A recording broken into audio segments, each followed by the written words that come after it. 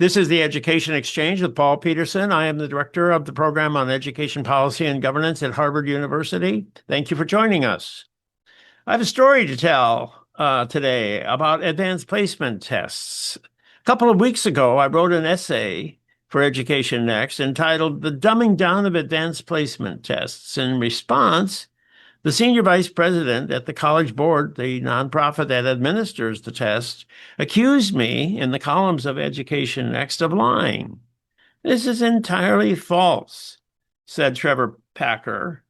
AP exam questions are not easier than in the past, nor are they harder. The exams themselves have not changed. Then I received an email from John Moscatiello, a college admissions consultant and an advanced placement expert who worked with the Princeton Review before he became active on his own. So he wrote to me and he said, this response by Packer is just dishonest. I am pleased today to have John Moscatiello with me today to discuss this topic on the Education Exchange. Thanks, John, for joining me. Thank you for having me. Well, John, first, let me ask you this question. What is the AP all about? What was its original purpose? How has it changed? How many people take it? How big a deal is the AP?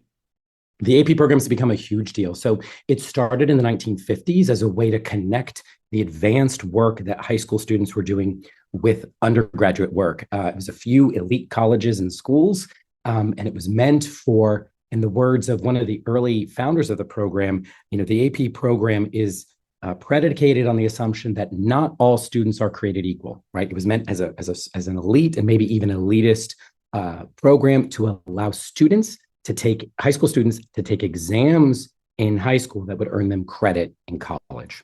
And over the decades, the program grew. By the early 2000s and even around 2010, the program began to really explode in growth. And so now we're in a position where what was once this small program connecting elite private high schools and elite universities is kind of everywhere in the education system.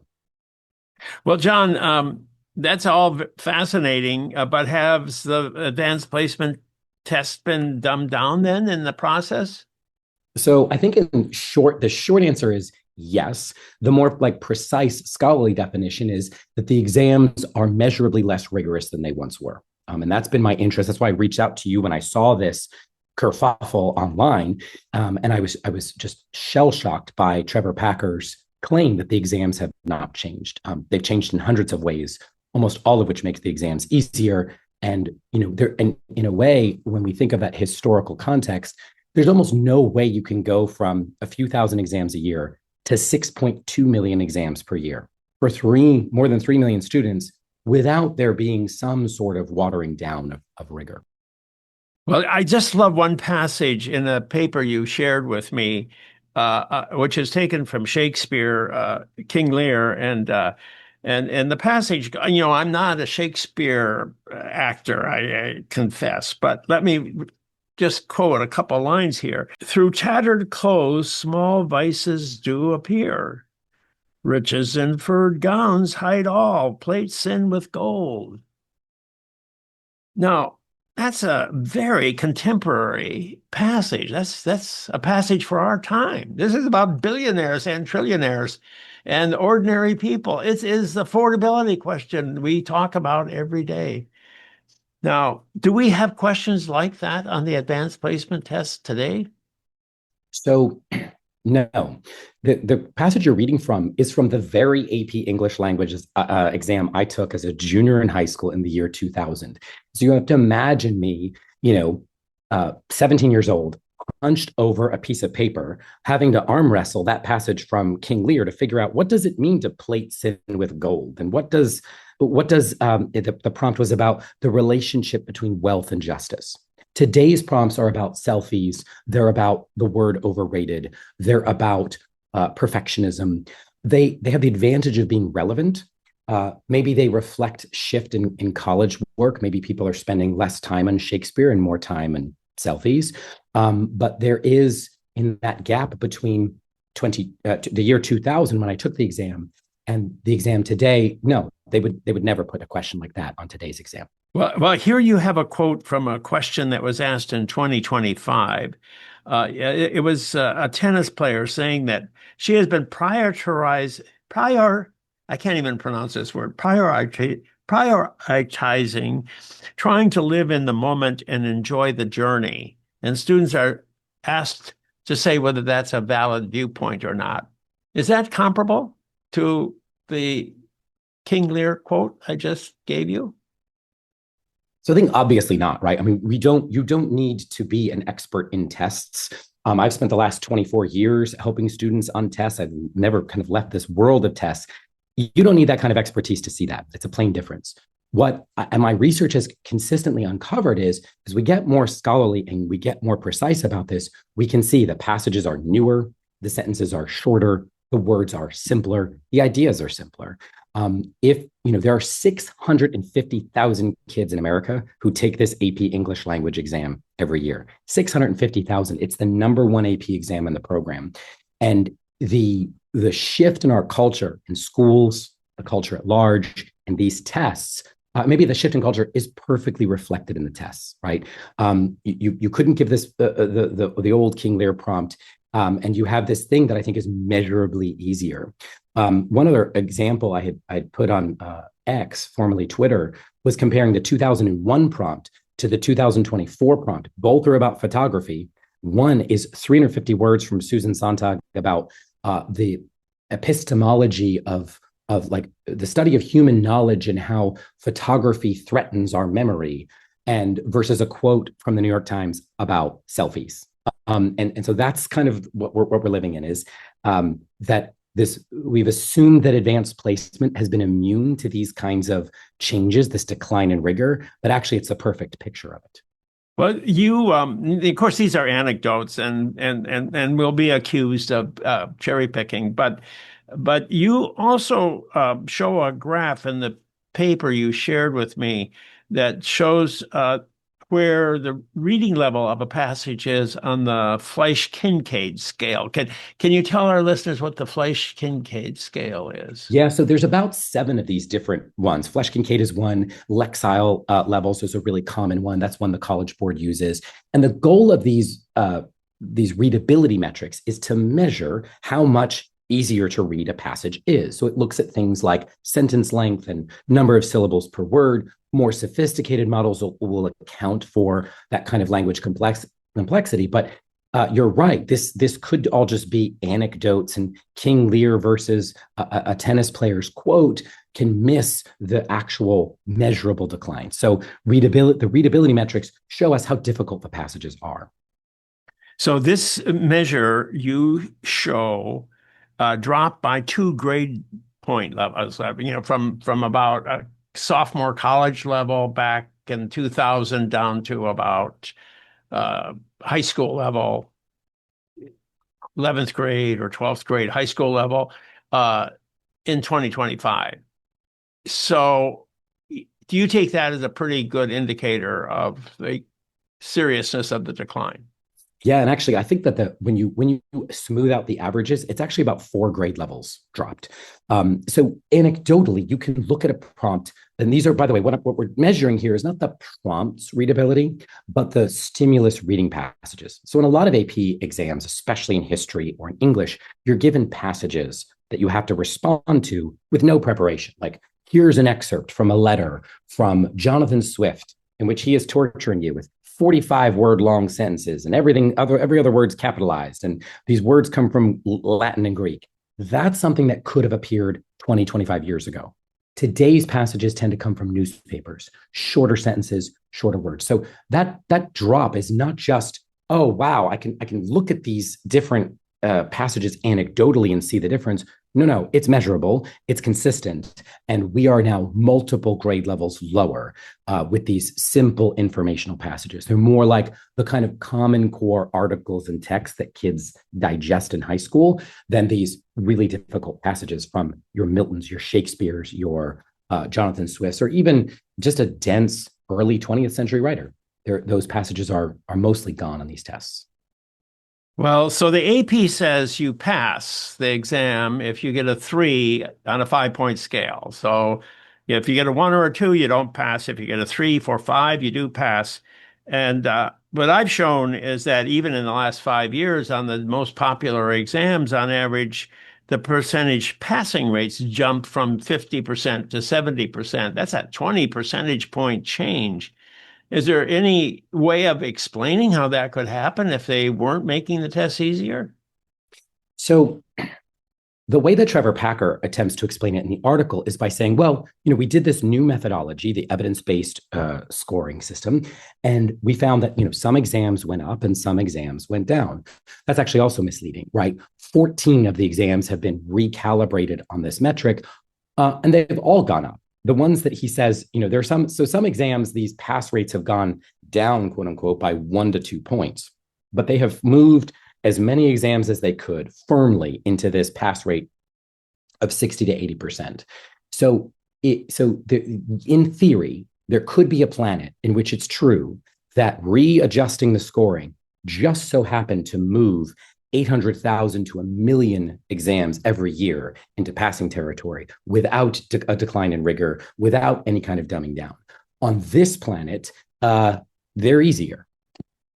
Well, of course, we have a lot of other data that suggests that kids are not learning more. I mean, COVID had a huge impact. All the National Assessment of Educational Progress shows that high school kids are less well prepared to go to college today than they were before COVID. Undoubtedly. I mean, there's just the PISA test shows the same thing worldwide. I mean, it's sort of totally implausible that there's been a transformation of our educational system that has produced amazing results without the tests having been readjusted. Yeah, in fact, framed like that, Professor Peterson, AP is the outlier. Every other test result seems to be going down, and this one shot up. It shot up also at a moment as it drafted more and more students into the program. So, you and I have both talked about revenue being a component of this. It's not as simple as, there's thousands of people who work on the AP exam committees who grade the exams.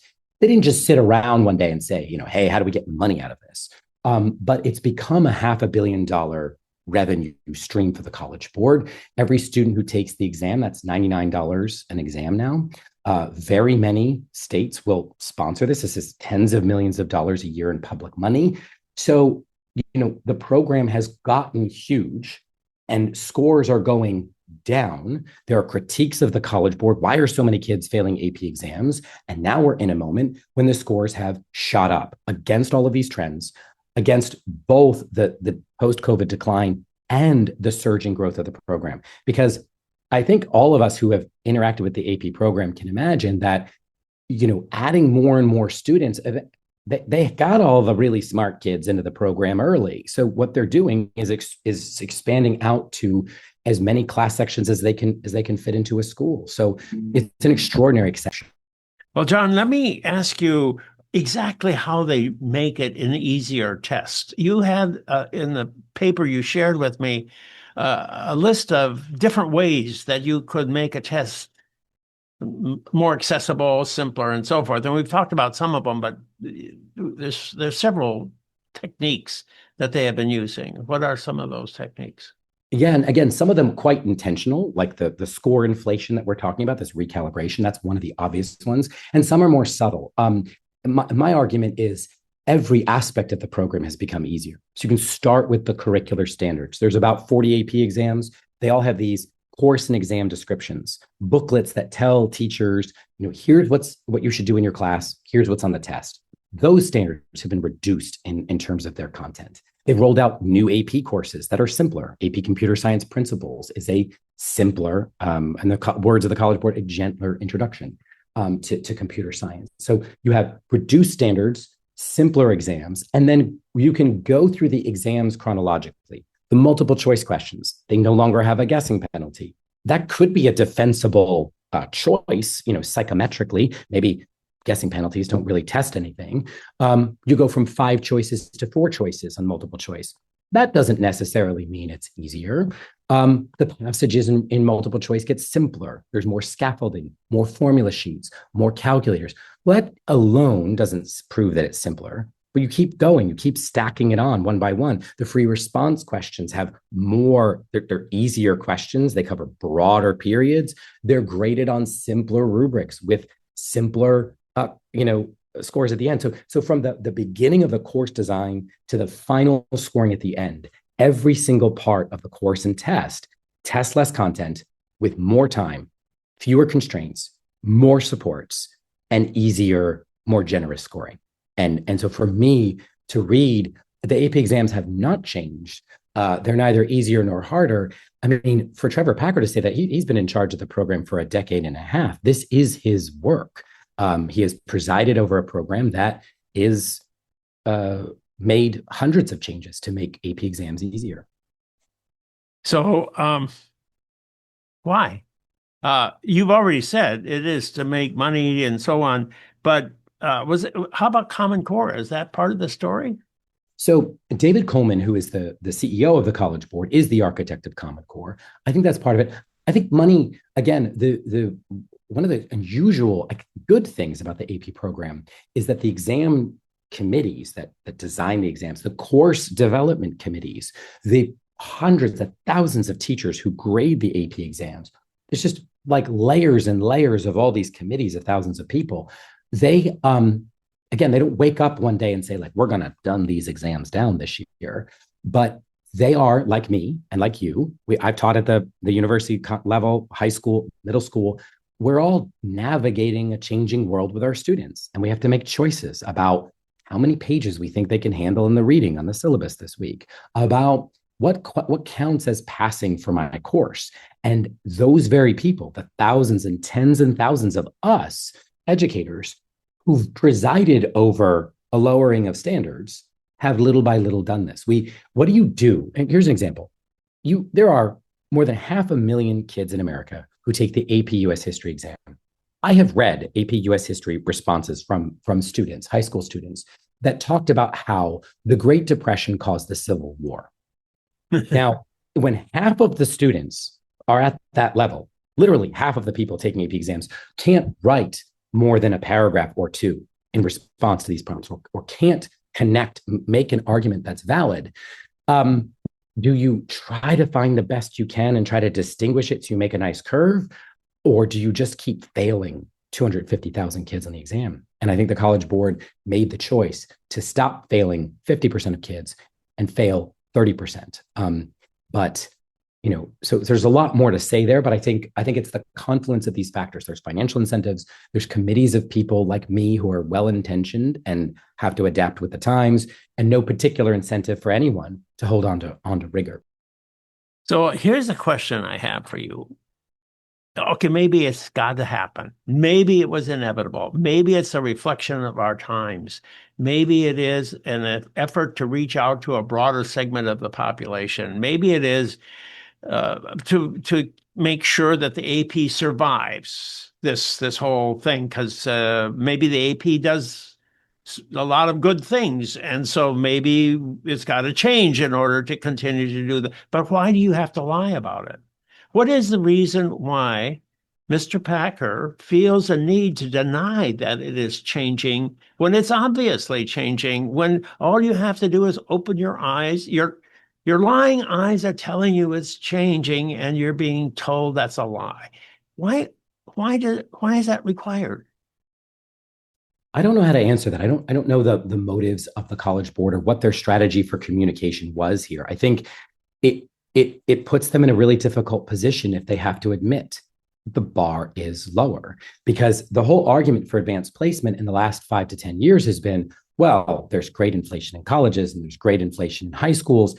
There's dual enrollment, sometimes called concurrent enrollment, where students in their high school class can earn credit for completing that course, but there's no exam at the end. So the market requires this specialness about advanced placement. They must feel, I have to ask him, they must feel that they can't concede this ground, especially when somebody like you from an institution like Harvard is saying, I have doubts about this. That's really going to catch their attention.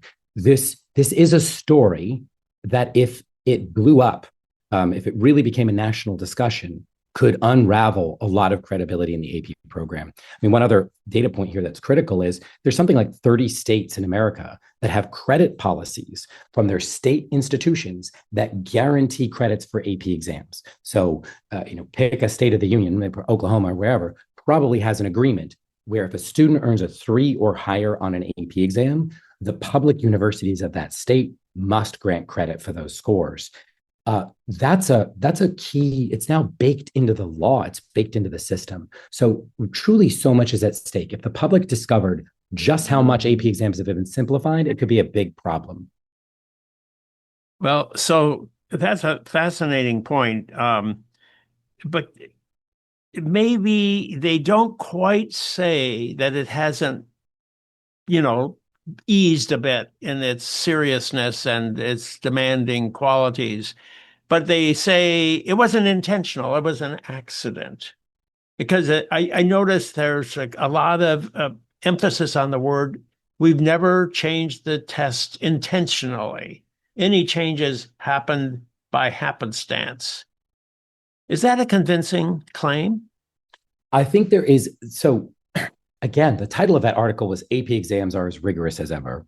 The quote literally says they're not easier or harder. They're not even different, which that was a huge error on the part of the College Board, because, and name one difference. I can name 30 right now, and it disproves that.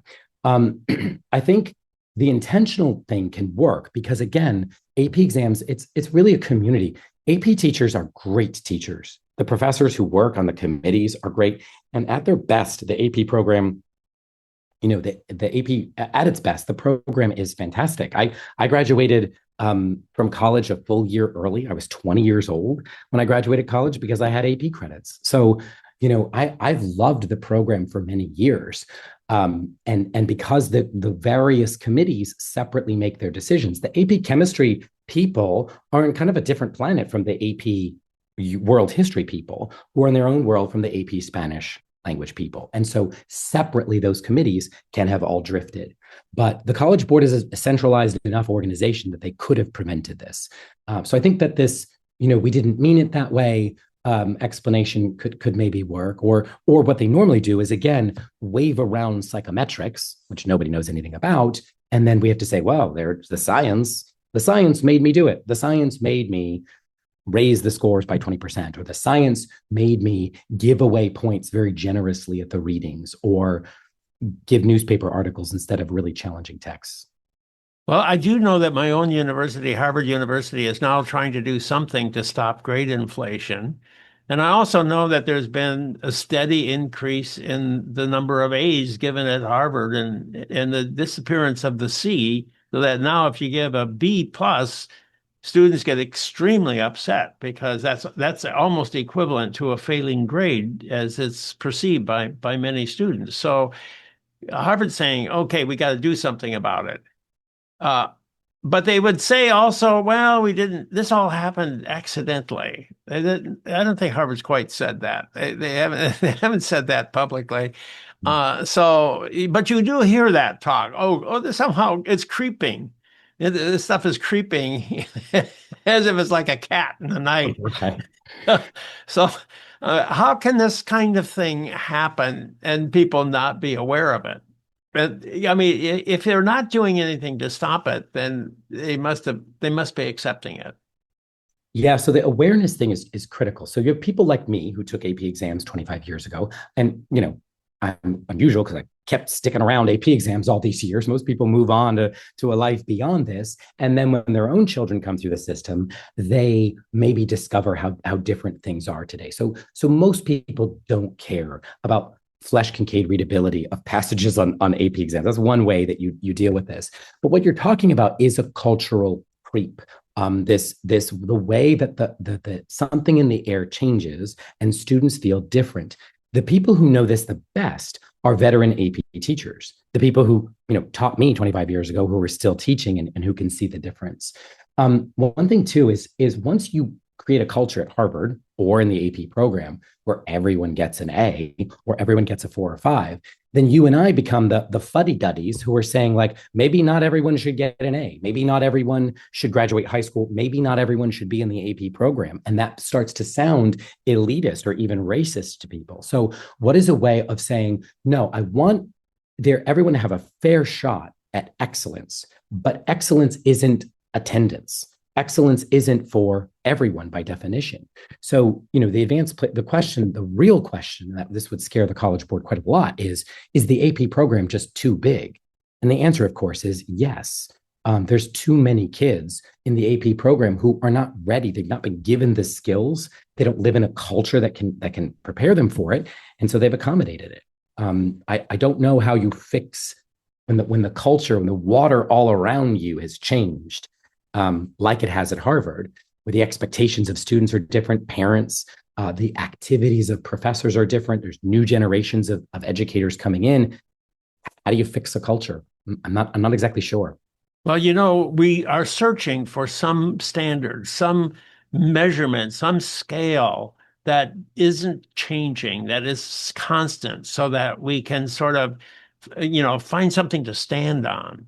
It's because if everything is water, if everything is moving, if the sand is constantly shifting, then we don't really know where we stand anymore. And so the consequences, and we sort of felt that, okay, the AP is that.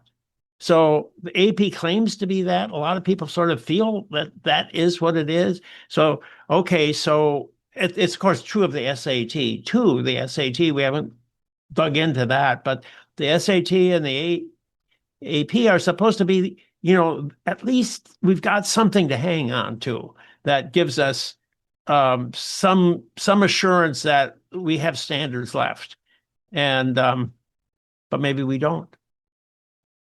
Yeah, if again, AP is not the exception to the rule of this decline in rigor. It is the perfect picture of it, and that's a story that I think the American public needs to have. And that even, I'm a parent now, and I'm reflecting on this as as an experienced educator and a new parent. What are the tough things for my daughter to go through? The difficult experiences, the not winning at her whatever event, not getting an A on the assignment, that are actually good for her, that hurt to watch. It hurts for these students to get B's and C's in classes when they've never been anywhere near that. It hurts to run into that, to have to climb over that really high wall, but you're so much stronger when you do. The College Board just kind of knocked down the wall, or brick by brick took it apart, and is just letting people not have to build the muscle they need to climb. Well, it's easy for us to sit here and condemn, but what would we do about it? What do you think we should do, John? I think the College Board needs to release an honest and realistic assessment of what has happened to AP exams. Let's talk about the differences. I think they need to allow for third-party research. They'll produce their own reports and data and quote unquote research and things. But what about, giving AP US history ostensibly hasn't really changed that much. What if we gave students the exam from 2010 or 2005 versus the 2025 one and compare the results? That will never happen from the College Board, because the results would be devastating. The vast majority of kids who are passing AP exams would be at risk, would get a lower score, and a big swath of them wouldn't even pass today. So we need that objective research. And then I think among school leaders, there's been an incentive to grow AP programs. And if you Google around on Google News for headlines about AP, our program doubled in size. The students have higher scores than ever. All of that is misleading. Just because the program got bigger doesn't mean it got better. And just because scores are up doesn't mean they haven't been inflated. So we need at a school district level, at the state level, an assessment of are these programs worth keeping at this 7x scale, or should they go to the right kinds of students? And again, this is not about class or race or anything else, but the students who have the drive, who have the ability to succeed on the tests as they're written. That also is impossible for the College Board to accept. I don't, again, they're not strictly motivated by money, but you can't go from 500 million a year in revenue to 250 million a year and survive as a program. So it is unimaginable to me, unless we have a really serious national reckoning with AP, to see how that happens. There's just a lot of vested interest in keeping it as oversized as it is now. Well, how about a congressional committee that brings that brings this topic to the attention of the public at large? Yeah, and certainly at the state by state level that controls this too. The state legislatures who automatically grant credit, the professors, who and the admissions committees who are relying on these numbers. I mean, think about this. In the year 2000, when I took AP English language, there were about 10,000 kids who got a 5 on the AP exam. So when I applied to college, I had my 5 on AP English language. Pretty small group of us relative to the broader population. There's now something like 90,000 students, 85,000 students who have a 5 on the AP English language exam. The College Board is doing something good for buoying the program, but terrible for the credibility of this. What should state legislatures do with these 800,000 more exams per year that pass? So yeah, Congress, the state and local officials, certainly universities. And then I think, again, the transparency needed from the College Board to show us the science on how these things that look like 4 grade levels of decline in reading, that look like obvious relaxing of standards, are not what they are. I'm not optimistic. Well, John, you have done one thing. You have brought this issue to public attention. You pointed this problem out in a number of essays that you've written over the years. And I'm very grateful that you have joined me on the Education Exchange. So thank you very much. Thank you for having me. I have been speaking with John Moscatiello, a college admissions consultant who is an expert on the advanced placement exam. Thank you for joining me. I am Paul Peterson. This is the Education Exchange. Please join me every Monday at noon when our weekly podcast is released on the Education Next website.